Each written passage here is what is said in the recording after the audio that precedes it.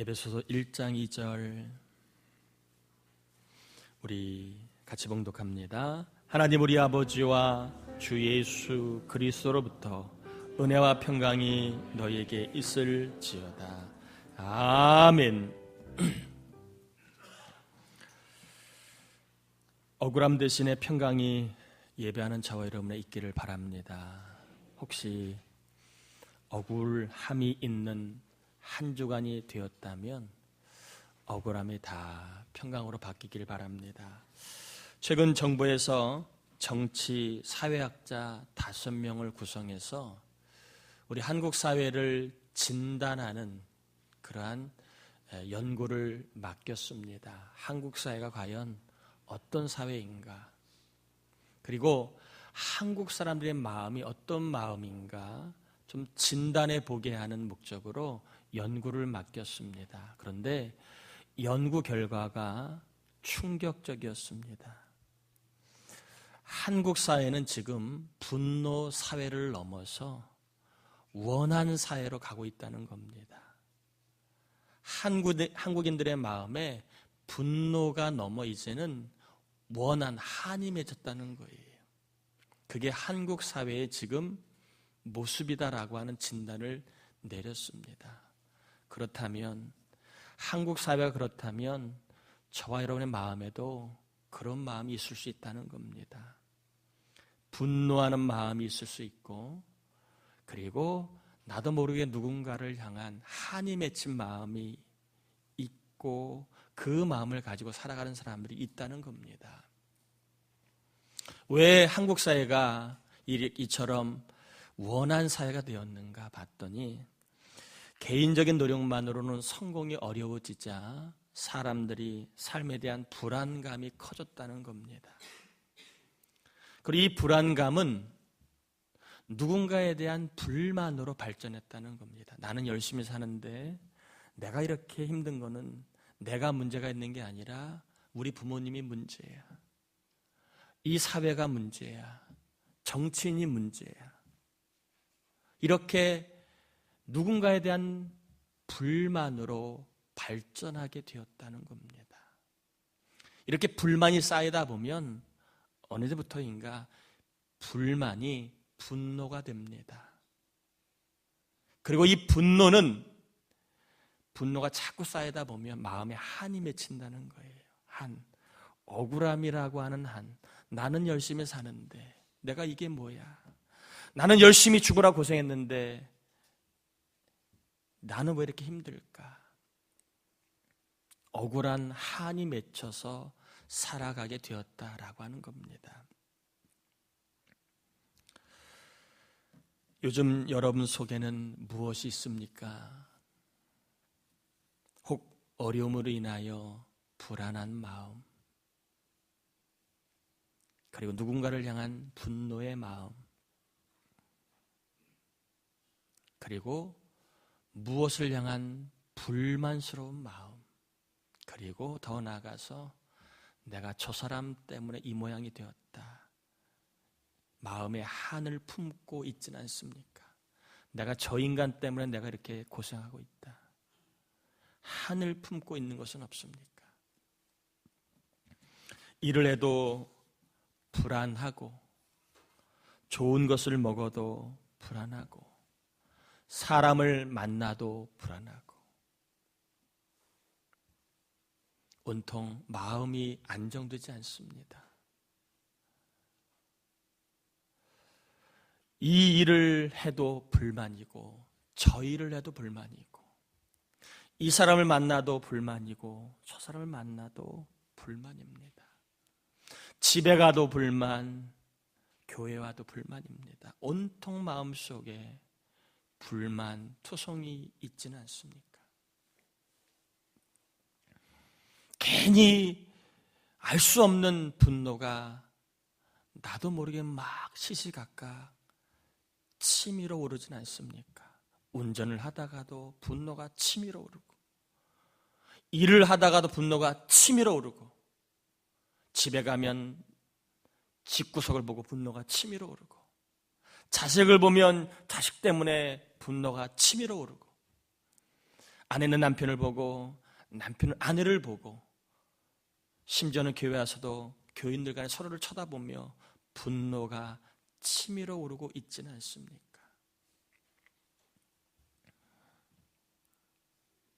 상사를 향해서, 동료를 향해서, 또한 직원을 향해서 분노가 끓어오르고 있지는 않습니까? 또 내가 이런 대우를 받으려고 지금까지 참고 살아왔는 줄 아냐고 억울함이 있지는 않습니까? 남편에게 받는 대우가 억울하고 아내에게 내가 이러한 대우를 받는 것이 억울하고 그리고 자식한테 내가 이런 대우를 받아야 되나 억울하고 친구들 간에 내가 준 게 얼만데 이런 내가 대우를 받아야 될까? 친구 모임에서도 억울하고 심지어는 교회 와서도 억울함 투성입니다. 내가 옛날에 한 게 얼만데 교회가 나를 이렇게 대우해줘? 교회에서조차도 내가 이런 대우 받는 게 억울함을 갖고 있지는 않습니까? 각종 모임에 가도 온통 다 억울함 투성입니다. 나보다 못한 사람이 나보다 잘 살고 있는 걸 보면 억울하고 나보다 부족해 보이는 사람이 대우를 받고 있는 거 보면 억울하고 일을 해도 억울하고 사람을 만나도 억울하고 심지어는 신앙생활하도 억울함으로 하고 있지는 않습니까? 억울함으로 인해서 내가 한번 그래 나중에 한번 보자. 나중에 한번 내가 단단히 갚을 날이 오겠지. 저 인간이 나한테 저렇게 했어. 나를 저렇게 무시했어. 마음속에 한을 품고 있다가 때만 기다리고 있는 마음은 없으신가요? 이빨만 빠져봐. 주머니에 돈만 떨어져봐.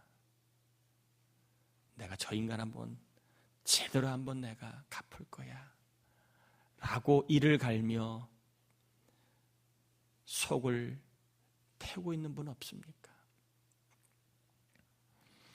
이러한 진단을 제가 남편으로 한번 적용해 볼까?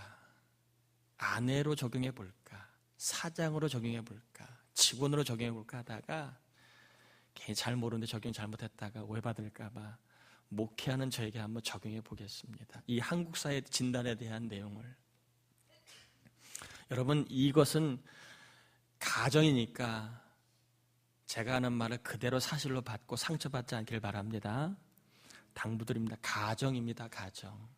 상처를 받지 않고 오해는 하지 않기를 바랍니다. 목사님 제가 교회를 위해서 노력을 했다고 칩시다. 뭐 그렇게 여기든 아니든 간에 가정이니까 목사님 제가 교회를 위해서 노력을 좀 했다고 칩시다. 그런데 노력만큼 교회가 잘 되지 않아요. 그럴 때에 어떤 마음이 들까요? 제 마음에 불안함이 밀려온다는 겁니다. 아, 내가 목회 잘할 수 있을까? 불안해진다는 거예요. 내가 목회를 실패하는 건 아니야. 잘못하는 건 아니야. 불안함이 몰려온다는 겁니다. 이런 불안함은 반드시 불만으로 나아가게 되어 있습니다. 나는 열심히 하는데 왜 교회는 저 모양이야? 나는 열심히 목회하는데 왜 교인들은 전도 안 할까? 왜 기도 안 할까? 왜 헌금 안 드릴까? 도대체가 글렀어. 교인들 향해 제가 분노하기 시작한다는 게 불안하고 제가 불만을 갖게 된다는 겁니다. 그러면서 이 불만은 계속해서 이제 분노로 야 저게 교인이야? 저게 교회 다니는 사람이야? 이렇게 분노하게 된다는 겁니다. 그러면서 속으로 한을 품는 거죠. 한번 단단히 한번 벌을 받아봐야 되나? 제대로 한번 하나님한테 걸려봐야 정신 차리나? 이러한 마음속에 한을 품게 된다는 겁니다. 그러면요, 제가 분노와 불만으로 목회하고, 야, 정말 억울하다. 난 열심히 하는데 교인들 잘못 만나서 내가 목회가 이 모양이니까 억울하다. 억울함으로 목회하는 저의 목회가 여러분 어떨까요? 목회할 맛이 날까요, 안 날까요? 우리 진지하세요. 상상이라니까, 가정이라니까요. 찔리시면 회개하길 바랍니다. 이렇게 제가 목회를 억울함으로 목회한다면 목회하는 제가 맛이 날까요? 설교할 맛이 나겠습니까? 억울함으로 목회하는데 설교의 맛이 나겠습니까? 억울함으로 목회하는데 기도할 맛이 나겠어요? 또 기도가 제대로 되겠습니까? 억울함으로 목회하는 저에게 필요한 것이 뭘까요? 그러면 만약에 제가 억울함으로 목회합니다. 그럼 제 속에 필요한 게 뭘까요? 제 마음에 필요한 게 뭘까요? 억울함으로 목회하는 저에게. 한번 여러분에게 적용해 볼까요? 여러분이 불안에 떨고 있습니다. 이 일 저 일로, 이 걱정 저 걱정으로 불안에 떨고 있습니다. 그러면 여러분 마음에 필요한 건 뭘까요? 여러분 마음속에 불만과 분노가 있습니다. 그러면 그런 마음에 필요한 게 뭘까요? 또 여러분 마음속에 억울함이 있고 원한이 있습니다. 그 마음에 필요한 게 뭘까요? 저는 평강이라고 믿습니다. 평강이 필요하다고 믿습니다. 살기 좋아졌는데 왜 자꾸 불만은 생길까요? 분명히 옛날에 비해서는 살기가 좋아졌습니다. 잘 먹고 잘 살아요. 그런데 왜 불만이 자꾸 생길까요? 나이를 먹었습니다. 알 만큼 알아요. 세상 이치도 압니다. 사람도 어느 정도로 알아요. 그런데 왜 마음속에는 자꾸 불안감이 밀려올까요? 공부를 많이 했습니다. 배울 만큼 배웠습니다. 그런데 자꾸 왜 분노가 생길까요? 왜 분노를 다스리지 못할까요? 바로 우리 마음이 허하기 때문입니다.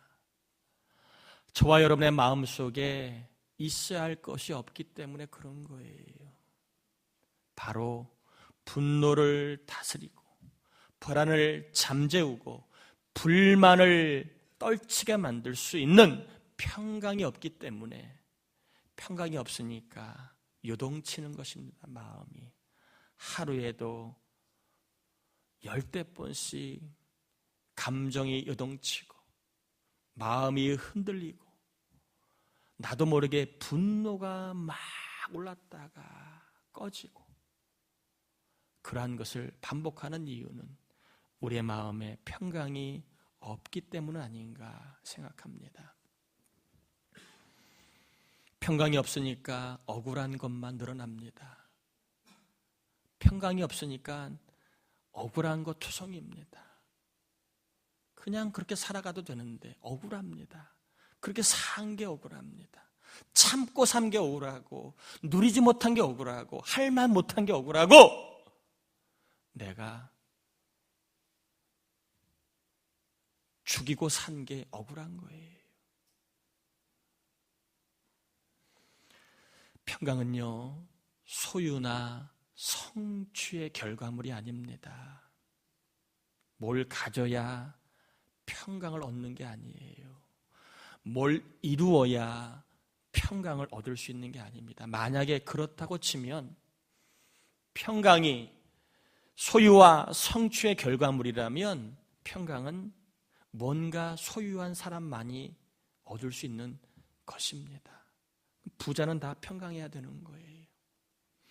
또 뭔가를 이룬 사람만이 평강을 얻을 수 있다고 치면 성공한 사람만이 평강을 누릴 수 있는 겁니다.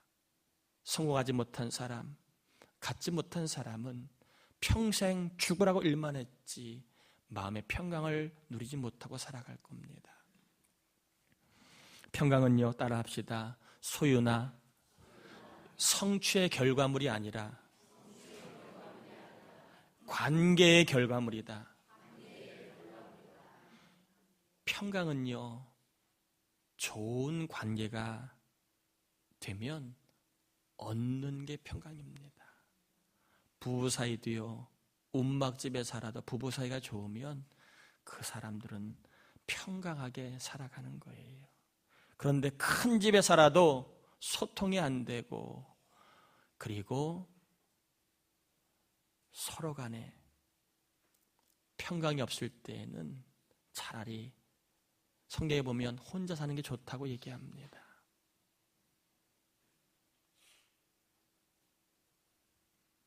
평강은 그래서 관계가 좋을 때에 주어지는 선물이 평강입니다. 사랑의 관계가 될 때, 그리고 믿어주는 관계가 될 때 관계의 결과물이 뭐라고요? 평강이라는 겁니다. 남편에게 평강을 주고 싶은 아내가 있다면 아내는 남편을 믿어주십시오. 당신이 하는 일이 다 그렇지 뭐. 그렇게 비아냥거리지 마세요. 그리고 함부로 막 상처 주는 말을 하지 마세요. 내가 당신이 잘하는 거 본 적이 없다 그러지 마세요. 그러면 남편을 평강을 잃어버립니다. 직장에서 일을 해도 평강이 없이 일을 합니다. 또 반대로 남편은 아내에게 집에서 뭐 하냐 그러지 마세요. 돈 벌어주는 거 갖고 뭐 했냐 그러지 마세요. 그럼 평강을 잃어버립니다.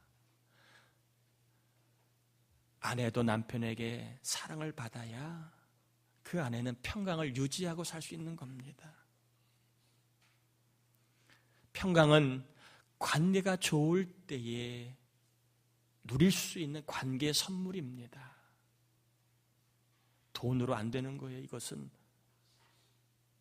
물질로 보상이 안 되는 게 아닙니다. 이 관계를 통해서 얻을 수 있는 게 평강입니다. 특별히 오늘 여러분 관계가 좋아짐으로 평강이라고 하는 그런 선물을 가정에서도 좀 받아 누리시길 바랍니다. 한번 여쭤보면 대답을 할 수 있을까 모르겠습니다. 부부지간에 좀 손을 잡고 다니시나요? 아니면 따로따로 다니는 게 편하신가요? 같이 다녀도 평안한 복이 임하길 바랍니다. 사이가 좋으면 평강합니다. 평강합니다. 여러분의 가정도 사이가 좋고 출가한 자녀들도 부부끼리 사이가 좋을 수 있도록 하나님 평강의 복을 주시길 바랍니다. 평강은 관계의 결과물입니다. 하나님과 관계가 좋으면 평강할 수 있다고 사도 바울이 에베소 교인들에게 이야기합니다. 신실한 에베소 성도들에게 우리 하나님 아버지와 주님 예수 그리스도로부터 평강이 있을지어다. 이렇게 바울이 말하고 있는 이유는 평강은 하나님과의 관계 속에서 누구나 맛볼 수 있는 선물이기 때문에 그렇습니다. 평강을 누리면 불안하지 않고 불만스럽지 않고 만족하며 또한 분노하지 않고 원한이 없는 삶을 살아가게 될 줄 믿습니다. 여러분을 축복합니다. 평강이 있기에 불안한 일이 생겨도 불안하지 않기를 축복합니다. 평강이 있기에 불만이 혹 발견되어도 불만 없이 살기를 축복합니다. 여러분 안에 평강이 있기에 분노할 일이 생겨도 분노하지 않기를 축복합니다. 평강이 있기에 억울한 일을 만나도 억울함의 종이 되어 끌려다니지 않기를 축복합니다. 관계의 결과물이 평강이기 때문에 여러분, 그래서 하나님의 관계가 참 중요합니다.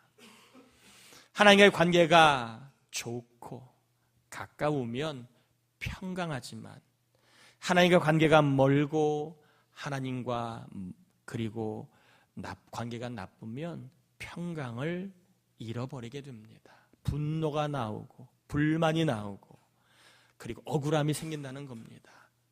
하나님과 관계가 좋으면 평강의 삶을 살 수 있다는 말입니다. 여러분, 힘들고 어렵고 속상하고 억울해도 하나님과 관계가 늘 좋은 관계가 되셔서 평강한 삶을 꼭 누리시길 바랍니다. 이것은 제가 지금까지는 평강에 대한 통념, 세상적인 이야기를 한 것입니다. 오늘 조금 더 살펴보고 싶은 내용은 성경에서 말하는 평강이 뭔가 하는 것입니다. 세상에서 사람들이 말하는 평강을 제가 지금까지 소개했다면, 하나님이 말씀하신 평강이 뭐냐, 성경에서 말하고 있는 평강이 뭐냐, 이것을 좀 더 전해드리고 이런 평강이 있는 삶을 주님이 주실 줄 믿고 축복합니다. 성경은요, 평강, 평안, 평화, 이런 말이 비스무리한 말이 나오는데 헬라어로는 다 똑같은 말입니다. 평강, 평화, 평안, 이게 다 같은 말입니다. 히브리어로는 샬롬, 헬라어로는 에이레네. 근데 우리가 알기를 샬롬이라는 말을 많이 하니까 제가 샬롬이라는 말로 이제는 좀 설명을 하겠습니다. 왜? 샬롬에는 평강도 있고 평화도 있고 그리고 평강도 있기 때문에 그렇습니다. 샬롬에는요, 두 가지의 중요한 의미가 있습니다. 샬롬에는 두 가지의 중요한 의미가 있는데, 특별히 샬롬은요, 상태를 이야기합니다. 샬롬은 상태를 이야기하는 단어입니다. 특별히 두 가지의 상태를 이야기할 때 샬롬이라고 얘기합니다. 성경에서 말하는 첫 번째 샬롬은 어떤 상태를 말하느냐 하면, 따라합시다. 전쟁이 없고 다툼이 없고 갈등이 없는 상태, 이게 샬롬입니다. 자, 국가 간에 전쟁이 없는 상태가 지속될 때를 샬롬이라고 얘기합니다. 그러면 우리나라는 지금 샬롬이 있어요, 없어요? 샬롬이 아니에요. 국가 간에 여러 가지 많은 다툼이 작든 크든 지금 벌어지고 있습니다. 우리나라뿐만 아니라 세계간에 지금 샬롬이 있어요, 없어요? 자국의 이익과 안보 때문에 정말 많은 갈등과 다툼과 심지어는 전쟁이 있습니다. 세상에는 샬롬이 아닙니다. 여러분, 부부 사이에 갈등이 있어요. 그럼 샬롬이 아니에요? 샬롬이 아닙니다. 부부 사이에 샬롬이 있는 상태는 뭐냐 하면 조화를 이루는 상태, 갈등이 없는 상태입니다. 하나를 이루어서 조화가 되어서 생각이나 말에 갈등이 없는 상태가 샬롬입니다. 그럼 여러분의 가정에는 샬롬이 필요해요, 안 필요해요? 필요한 거예요. 제가 참 부끄러운 이야기입니다. 요즘에 TV의 대세가 뭐냐 하면 요리, 노래, 또 하나는 상담입니다. 모든 프로그램을 다 보세요. 요리가 아니면, 노래 아니면 상담입니다. 대부분 다 상담이 들어가요. 우리 아이가 달라졌어요. 우리 부부가 달라졌어요. 고부열전 다 문제 있는 가정을 치료하는 얘기입니다.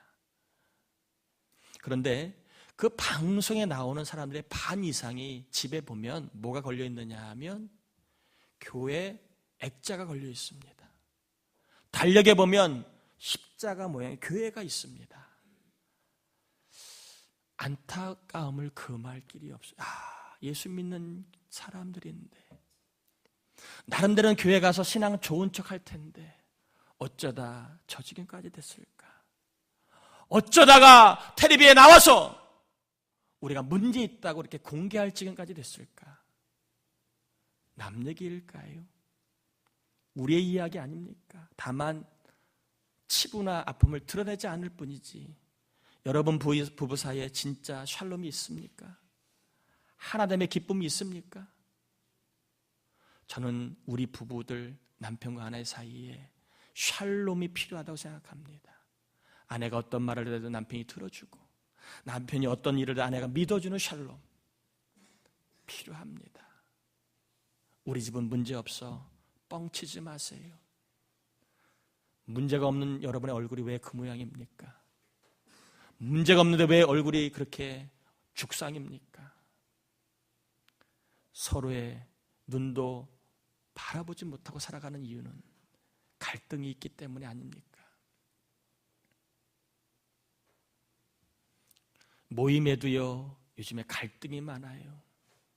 이렇게 하자, 저렇게 하자. 교회에서도 깍두기 먹냐, 김치 먹냐고 싸운대잖아요. 교회 싸움의 발단은 깍두기냐, 김치냐잖아요. 아무거나 먹으면 나오는 거 다 똑같은데 어떻습니까? 깍두기를 먹어야 된다고, 육개장에는 깍두기를 먹어야 된다고, 무슨 소리냐고, 신김치를 먹어야 된다고.